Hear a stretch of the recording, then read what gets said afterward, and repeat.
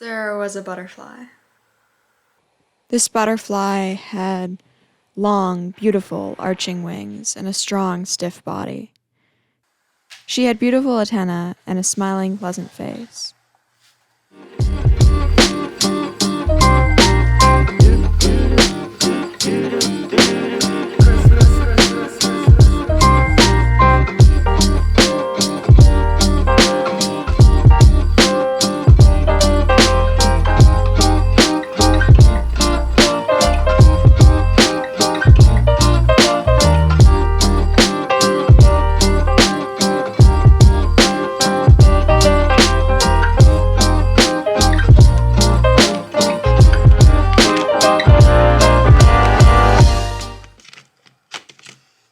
She flew around the valley, looking for sweet nectar from the beautiful pink and purple ironweed flowers.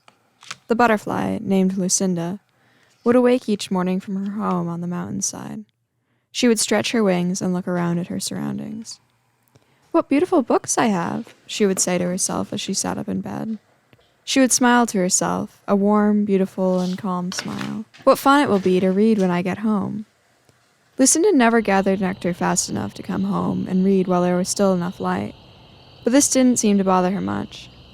Though she would be tired when she got home, and it was too dark out to do anything fun, Lucinda never complained. When she got home especially late, when there were especially few ironweed prospects, she would smile to herself as she flew into her home.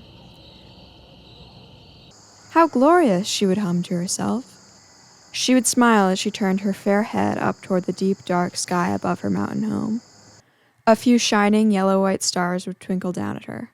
"How wonderful!" Lucinda might even exclaim, on the nights when she felt the prophetic beauty of the sky especially strongly.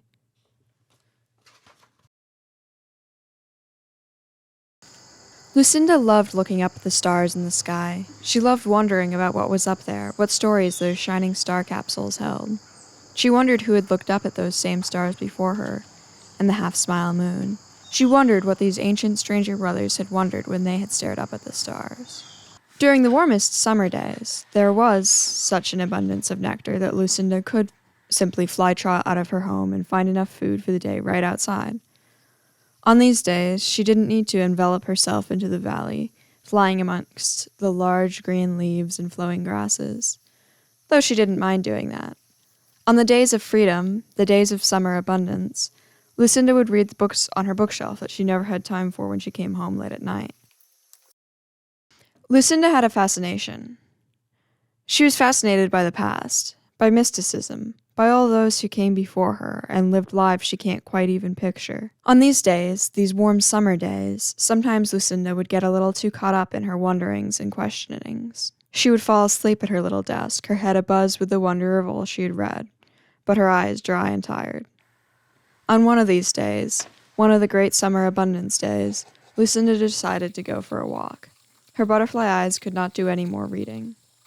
She packed her tote bag with a little nectar, a little water, and her sunglasses. She headed out the door, out onto the mountainside.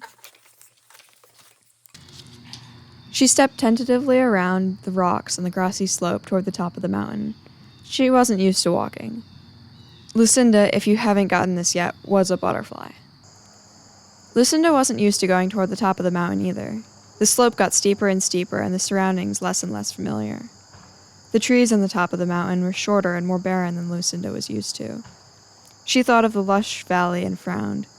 Lucinda was a bit scared. She didn't know where she was going or who was up here. Lucinda frowned again. She trudged forward on her butterfly legs. She was curious about what was ahead, what was on the peak of the mountain. She wanted to look down on the lush valley from above, to see it from another perspective.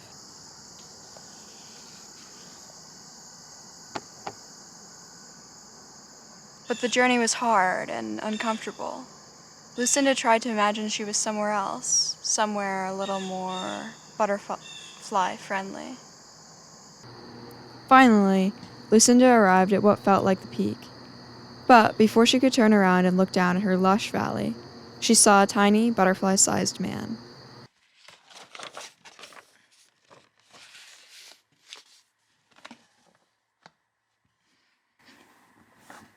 The man was measuring little chunks of wood.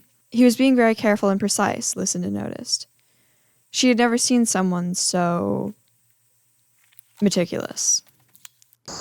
Lucinda watched the man measure his little chunks of wood for a few minutes. Every so often, maybe on the 10th chunk or so, the man would laugh to himself. He had a dry, short laugh, a chuckle. Finally, Lucinda decided to approach him. She wondered what his story was, and why he was spending so much time measuring when he had a beautiful forest to explore.